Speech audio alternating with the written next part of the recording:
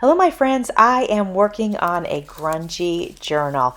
Now, you guys know I don't make that many grungy journals. Nothing against them. I just don't happen to make a lot of them.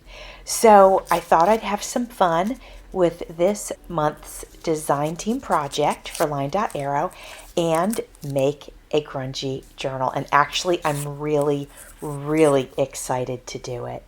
Now, there are three people that I really hope like this journal. One is Natalie with Line.Arrow because obviously I'm doing this for her design team. Two is my friend Carol at Recrafted by Carol because to me, she makes the most wonderful grungy journals. And three, my friend Dale of Not Too Shabby Chic, because she suggested during my 2K giveaway for me to do a grungy journal. And she sent me some fantastic ephemera to use in my grungy journal. And wait till you guys see what she sent me. It's absolutely wonderful.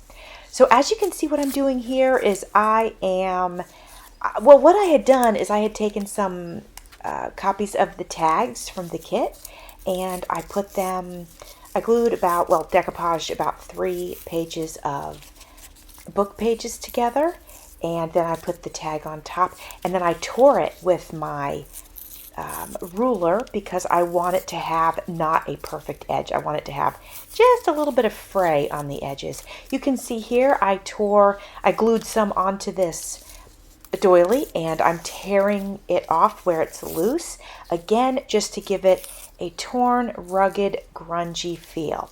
Now I want to mention to you guys, I wanted to make sure that I knew what grungy actually meant, and it simply means dirty. So I wanted to just make sure that I was leaning into the true meaning of the definition of the word grungy. And that's what it said. It said dirty. It said also in the dictionary that it came into popular vocabulary in the 1960s. And so I thought that was pretty interesting. And then, of course, as many of you know, in the early 90s came grunge music and, sort of that garage band sound. And now we sort of use that term a lot, I think. So, but again, I just wanted to make sure that I knew for a fact actually what it meant, even though as artists we can take an idea of something and run with it. But I wanted to make sure I really knew what the definition was. As mentioned, this is a design team project for Line.Arrow, and I am using Natalie's kit called Vintage Victorian Beauties. I will be sure to have that linked in my description box. I will make sure to link all of Natalie's socials in my description box. As you can see, we are prepping the ephemera today, but I am also going to show you the kit. That'll be coming up in a couple of minutes. Now, I will end up using a lot of inking in this particular journal because, again, grungy means dirty. So I want to go ahead and ink up the edges to give it that aged, a little bit of a dirty look. You can see here I am using, what is this? I'm trying to think if this was a paper bag. No, it was not a paper bag. I got this brown paper from somewhere. I can't even remember where. But at any rate, so I'm going to use that.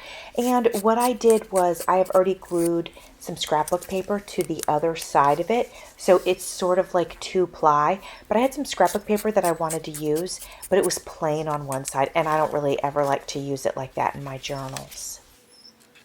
Now, just so you guys know, this is something I typically do.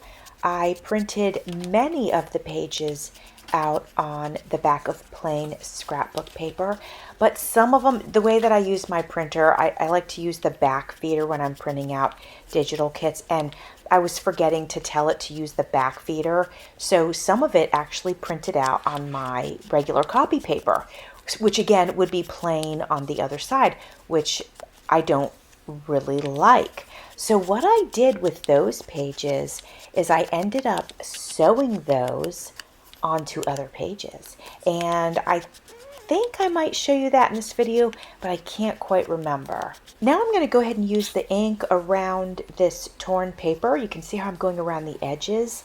Again, that'll give it some dimension, but it'll dirty it up a little bit. Here I am showing you some of the tags from the kit. We've got pockets, tags, and other ephemera. Some of you might remember the Reader's Digest book that I used for the Rose Journal. Well, these pages came out of that book, and look at the gorgeous images. So I'm going to put that in this project. I've got lace, I have sewing patterns, some plain brown paper, which I can't remember where I found it, vintage music sheets. And here I was able to print a part of the kit onto this paper bag, so I think that's lots of fun. And then I've got some book pages that actually those were given to me in Happy Mail. Here are the pages from the kit, and wait till you see how absolutely beautiful they are. I absolutely love them.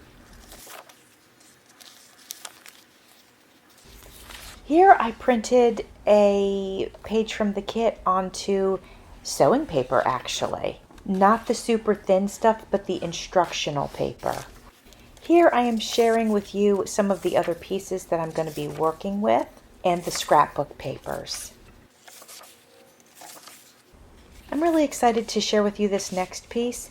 This is a coffee bag from Starbucks. It is one that commemorates their original store opening in 1912. And I have sewn that horse picture there. That's from the kit, and I sewed that on there, and it'll be a small pocket. Here are some of the pieces that I sewed together. Remember I mentioned I had printed some of them accidentally out on plain paper. So then I wanted it, I don't want it to be plain. So I sewed them onto vintage music paper here. And then this one you can see, I'm trying to show you the stitching, there it is. And I sewed that onto the back of the sewing paper.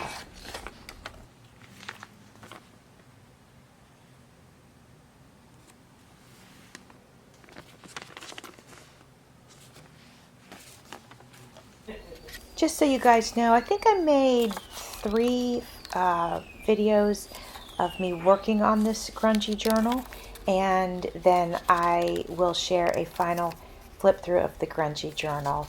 As I'm editing these, I want you guys to know in advance that journal is already done.